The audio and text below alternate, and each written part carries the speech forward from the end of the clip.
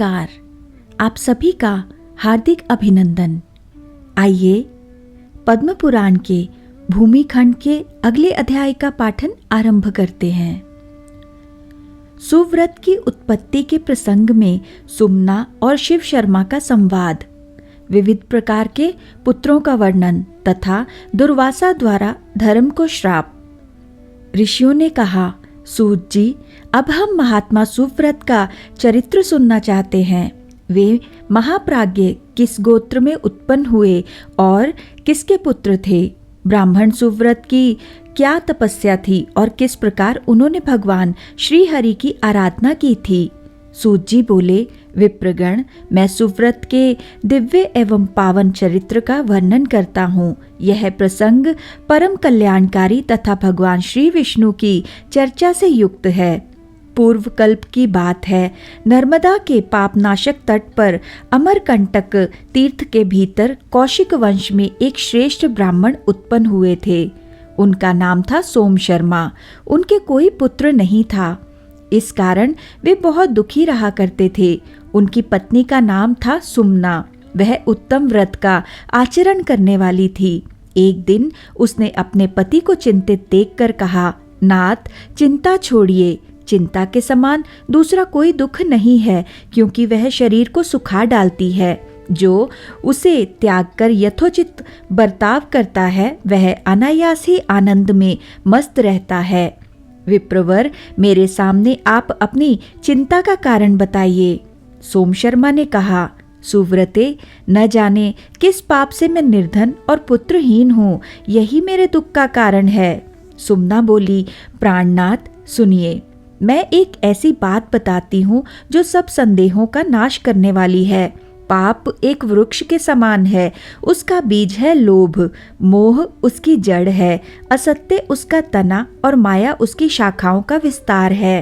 दंभ और कुटिलता पत्ते हैं, कुबुद्धि फूल है और अनृत उसकी गंध है। छल, पाखंड, चोरी, ईर्ष्या, क्रूरता, कूटनीति और पापाचार से युक्त प्राणी उस मोह मूलक वृक्ष के पक्षी हैं जो माया रूपी शाखाओं पर बसेरे लेते हैं। अज्ञान उस वृक्ष का फल है और अधर्म को उसका रस बताया गया है। दुर्भाव रूप जल से सींचने पर उसकी वृद्धि होती है। अश्रद्धा उसके फूलने फलने की ऋतु है। जो मनुष्य उस वृक्ष की छाया का आश्रय लेकर संतुष्ट रहता है, उसके पके हुए फलों को प्रतिदिन खाता है और उन फलों के अधर्म रूप रस से पुष्ट होता है, वह ऊपर से कितना ही प्रसन्न क्यों न हो, वास्तव में पतन की ओर ही जाता है। इसलिए पुरुष को चिंता छोड़कर लोभ का भी त्याग कर देना चाहिए। स्त्री, पुत्र और धन की चिंता तो कभी करनी ही नहीं चाहिए। प्रियतम, कितने ही विद्वान भी मूर्खों के मार्ग का अवलंबन करते हैं। दिन रात मोह में डूबे रहकर निरंतर इसी चिंता में पड़े रहते हैं कि किस प्रकार मुझे अच्छी स्त्री मिले और कैसे मैं बहुत से पुत्र प्राप्त करूं। ब्राह्मण, आप चिंता और मोह का त्याग करके विवेक का आश्रय लीजिए। कोई पूर्व जन्म में ऋण देने के कारण इस जन्म में अपने संबंधी होते हैं और कोई धरोहर हड़प लेने के कारण भी संबंधी के रूप में जन्म लेते हैं। पत्नी, पिता, माता, भृत्य, स्वजन और बांधव सब लोग अपने अपने ऋणानुबंध से ही इस पृथ्वी पर उत्पन्न होते हैं। जिसने जिसकी जिस भाव से धरोहर हड़प ली है, वह उसी भाव से उसके यहाँ जन्म लेता है। धरोहर का स्वामी रूपवान और गुणवान पुत्र होकर पृथ्वी पर उत्पन्न होता है और धरोहर के अपहरण का बदला लेने के लिए दारुण दुख देखकर चला जाता है। जो किसी का ऋण लेकर मर जाता है, उसके यहाँ दूसरे जन्म में ऋणदाता पुरुष पुत्र, भाई, पिता, पत्नी और मित्र रूप से उत्पन्न होता है। वह सदा ही अत्यंत दुष्टतापूर्ण बर्ताव करता है। गुणों की ओर तो वह कभी देखता ही नहीं। क्रूर स्वभाव और निष्ठुर आकृति बनाए अपने स्वजनों को सदा कठोर बातें सुनाया करता है। प्रतिदिन मीठी मीठी वस्तुएं स्वयं खाता है। घर में रहते हुए धन का बलपूर्वक उपभोग करता है और रोकने पर कुपित हो जाता है। विप्रवर, अब मैं आपके सामने शत्रु स्वभाव वाले पुत्र का वर्णन करती हूँ। वह बाल्यावस्था से ही सदा शत्रुओं का सा बर्ताव करता है। खेल कूद में भी पिता माता को मार मार कर भागता है और बारंबार हंसा करता है। क्रोध युक्त स्वभाव को लेकर ही बड़ा होता है और सदा वैर के काम में लगा रहता है। वह प्रतिदिन पिता और माता की निंदा करता है। फिर विवाह संबंध हो जाने पर नाना प्रकार से धन का अपव्यय करता है। घर और खेत आदि सब मेरा ही है, तुम लोग कौन हो मेरा हाथ रोकने वाले, यूं कहकर पिता और माता को प्रतिदिन पीटता रहता है। उनकी मृत्यु के पश्चात वह न श्राद्ध करता है और न कभी दान ही देता है। ऐसे बहुतेरे पुत्र इस पृथ्वी पर उत्पन्न होते रहते हैं। अब मैं उस पुत्र का वर्णन करती हूँ जिसके द्वारा प्रिय वस्तु की प्राप्ति होती है। वैसा बालक बचपन से ही माता पिता का प्रिय करता है। वयस्क बड़ा होने पर भी उनके प्रिय साधन में लगा रहता है और सदा अपनी भक्ति से माता पिता को संतुष्ट रखता है। स्नेह से, मीठी वाणी से तथा प्रिय लगने वाली बातचीत से उन्हें प्रसन्न रखने की चेष्टा करता है। माता पिता की मृत्यु के पश्चात संपूर्ण श्राद्ध कर्म और पिंडदान आदि का कार्य करता है तथा उनकी सद्गति के लिए तीर्थ यात्रा भी करता है। प्रियतम, अब इस समय आपके सामने उदासीन पुत्र का वर्णन करती हूँ। विप्रवर, उदासीन बालक सदा उदासीन भाव से ही रहता है। वह ना कुछ देता है और ना लेता है, ना रुष्ट होता है और ना संतुष्ट। इस प्रकार मैंने पुत्रों के संबंध में सब कुछ बता दिया। पुत्रों की ऐसी ही गति है। जैसे पुत्र होते हैं वैसे ही पिता, माता, पत्नी, बंधु बांधव तथा भृत्य आदि अन्य लोग भी बताए गए हैं। इनमें भी शत्रु, मित्र और उदासीन आदि भेद होते हैं। मनुष्यों की तो बात ही क्या है, पशु, घोड़े, हाथी, भैंस आदि भी ऐसे ही होते हैं। नौकरों की भी यही स्थिति है। ये सब ऋण के संबंध से ही प्राप्त होते हैं। हम दोनों ने पूर्व जन्म में ना तो किसी से ऋण लिया है और ना किसी की धरोहर ही हड़पी है। इतना ही नहीं, हमने किसी के साथ वैर भी नहीं किया है। इसलिए हमें धन और पुत्र आदि किसी भी वस्तु की प्राप्ति नहीं हुई है। यह जानकर आप शांति धारण करें और व्यर्थ की चिंता छोड़ दें। आपने किसी को दान नहीं दिया, तब धन कैसे आए? अतः प्राणनाथ, दुखी ना होइए। द्विजश्रेष्ठ, जिस पुरुष को धन मिलना निश्चित है उसके हाथ में अनायास ही धन आ जाता है। मनुष्य उस धन की बड़े यत्न से रक्षा करता है, किंतु जब वह जाने को होता है तब चला ही जाता है। ऐसा समझकर आप शांत हो जाइए। निरर्थक चिंता छोड़िए। महान मोह से मूढ़, विवेक शून्य हुए मानव पाप में आसक्त चित्त होकर कहने लगते हैं कि यह घर, यह पुत्र और ये स्त्रियां मेरी ही हैं। किंतु प्राणनाथ, संसार का यह बंधन सदा झूठा ही दिखाई देता है। सोम शर्मा बोले, कल्याणी, तुम ठीक कहती हो। तुम्हारा यह वचन सब प्रकार के संदेहों का नाश करने वाला है। तथापि सत्य के ज्ञाता साधु पुरुष वंश की इच्छा रखते हैं। प्रिय, मुझे पुत्र की चिंता है। जी में आता है जिस किसी उपाय से संभव हो मैं पुत्र अवश्य उत्पन्न करूं। सुमना ने कहा, महाभाग, एक ही विद्वान पुत्र श्रेष्ठ है। बहुत से गुणहीन पुत्रों को लेकर क्या करना है? एक ही पुत्र कुल का उद्धार करता है, दूसरे तो केवल कष्ट देने वाले होते हैं। पुण्य से ही पुत्र प्राप्त होता है, पुण्य से ही अच्छा कुल मिलता है तथा पुण्य से ही उत्तम गर्भ की प्राप्ति होती है।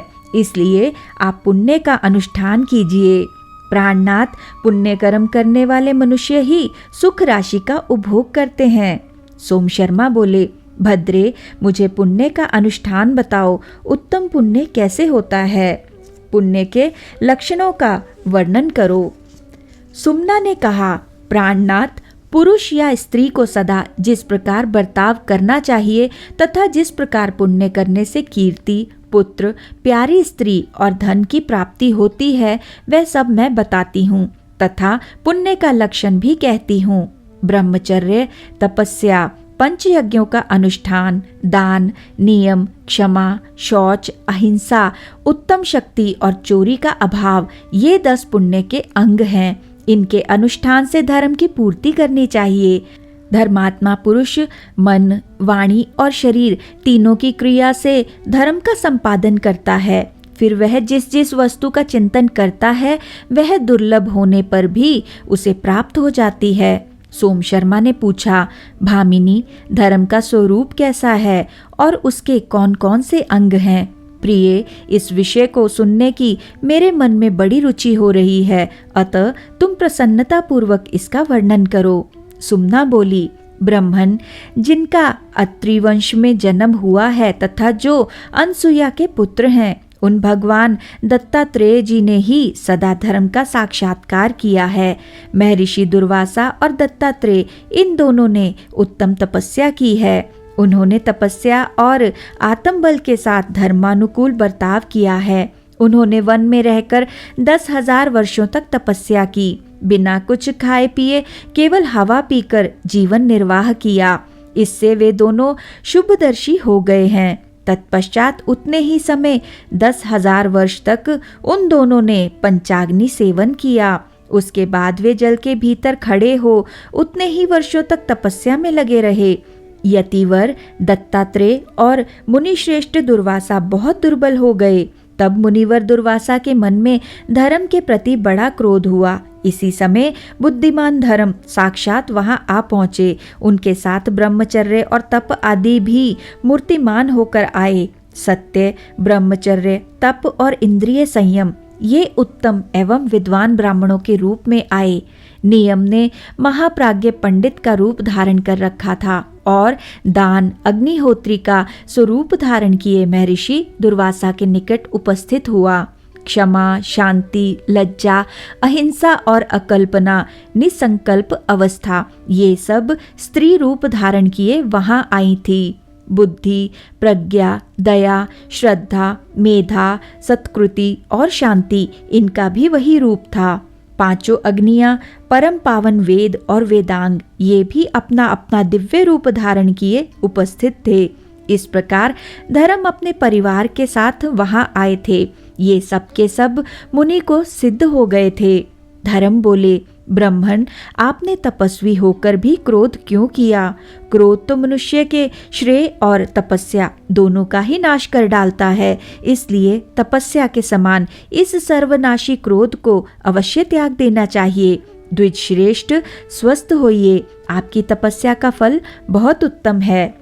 दुर्वासा ने कहा, आप कौन हैं जो इन श्रेष्ठ ब्राह्मणों के साथ यहाँ पधारे हैं तथा आपके साथ ये सुंदर रूप और अलंकारों से सुशोभित स्त्रियां कैसे खड़ी हैं?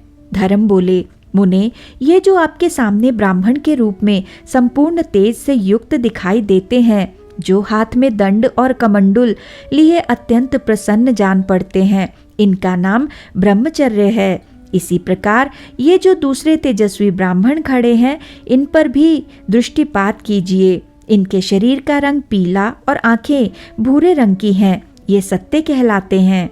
धर्मात्मन, इन्हीं के समान जो अपनी दिव्य प्रभा से विश्व देवों की समानता कर रहे हैं तथा जिनका आपने सदा ही आश्रय लिया है, वही ये आपके मूर्तिमान तप हैं। इनका दर्शन कीजिए।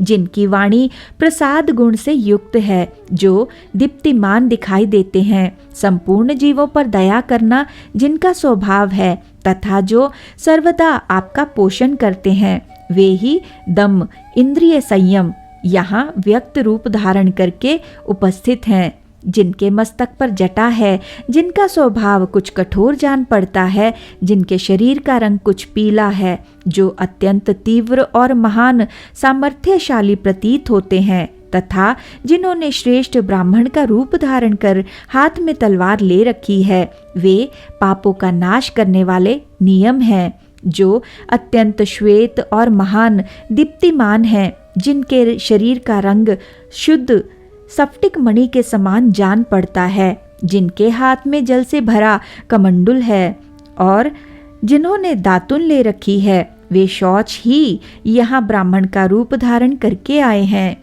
स्त्रियों में यह शुश्रूषा है। जो सत्य से विभूषित परम सौभाग्यवती और अत्यंत साध्वी हैं, जिसका स्वभाव अत्यंत धीर है, जिसके सारे अंगों से प्रसन्नता टपक रही है, जिसका रंग गोरा और मुख पर हास्य की छटा छा रही है, वह कमल लोचना सरस्वती है। द्विजश्रेष्ठ, यह दिव्य आभूषणों से युक्त क्षमा उपस्थित हैं, जो परम शांत, सुस्थिर और अनेकों मंगलमय विधानों से सुशोभित हैं। महाप्राज्ञ, तुम्हारी ज्ञान स्वरूपा शांति भी दिव्य आभूषणों से विभूषित होकर यहाँ आई है। यह तुम्हारी प्रज्ञा है, जो परोपकार में संलग्न, सत्यपरायण तथा स्वल्प भाषण करने वाली है। यह क्षमा के साथ बड़ी प्रसन्न रहती है। इस यशस्विनी के शरीर का वर्ण श्याम है, जिसका शरीर तपाए हुए सोने के समान उद्दीप्त दिखाई दे रहा है, वह महाभागा अहिंसा है।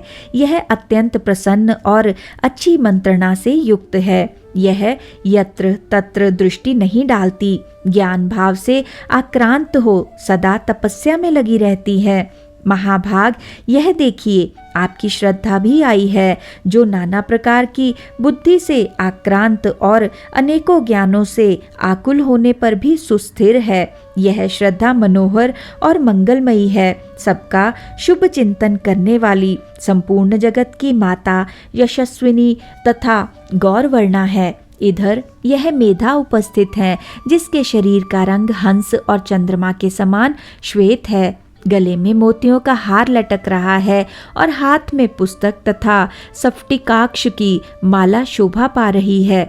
यह प्रज्ञा है, जो सदा ही अत्यंत प्रसन्न रहा करती है। यह प्रज्ञा देवी पीत वस्त्र से शोभा पा रही है। द्विजश्रेष्ठ, जो त्रिभुवन का उपकार और पोषण करने में अद्वितीय हैं, जिनके शील की सदा ही प्रशंसा होती रहती है, वह दया भी आपके पास आई है। यह वृद्धा परम विदुषी तपस्विनी भाव की भार्या और मेरी माता है। सुव्रत, मैं आपका मूर्तिमान धर्म हूँ, ऐसा समझकर शांत होइए, मेरी रक्षा कीजिए। विप्रवर, आप कुपित क्यों हो रहे हैं? दुर्वासा ने कहा, देव, जिससे मुझे क्रोध हुआ है वह कारण सुनिए। मैंने इंद्रिय संयम और शौच आदि कलेशमय साधनों द्वारा अपने शरीर का शोधन किया तथा तपस्या की, किंतु ऐसा करने पर भी देख रहा हूँ केवल मेरे ही ऊपर आपकी दया नहीं हो रही है। धर्मराज, मैं आपके इस बर्ताव को न्याय युक्त नहीं मानता। यही मेरे क्रोध का कारण है, दूसरा कुछ नहीं। इसलिए मैं आपको 3 शाप दूंगा। धर्म, अब आप राजा और दासी पुत्र होइए, साथ ही स्वेच्छा अनुसार चांडाल योनि में भी प्रवेश कीजिए। इस प्रकार 3 शाप देकर द्विज श्रेष्ठ दुर्वासा चले गए। सोम शर्मा ने पूछा, भामिनी, महात्मा दुर्वासा का शाप पाकर धर्म की क्या अवस्था हुई? उन शापों का उपभोग उन्होंने किस प्रकार किया? यदि जानती हो तो बताओ। सुमना बोली, प्राणनाथ, धर्म ने भरत वंश में राजा युधिष्ठिर के रूप में जन्म ग्रहण किया। दासी पुत्र होकर जब वे उत्पन्न हुए तब विदुर नाम से उनकी प्रसिद्धि हुई।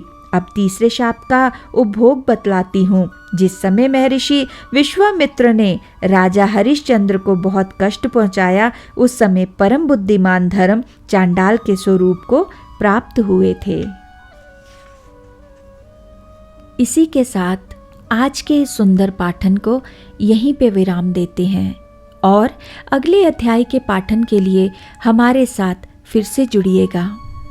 आइए विष्णु जी के इस पवित्र मंत्र से आज के पाठन का समापन करते हैं। ओम नमो भगवते वासुदेवाय। ओम नमो भगवते वासुदेवाय। ओम नमो भगवते वासुदेवाय। ओम नमो भगवते वासुदेवाय। ओम नमो भगवते वासुदेवाय। ओम नमो भगवते वासुदेवाय। ओम नमो भगवते वासुदेवाय। धन्यवाद।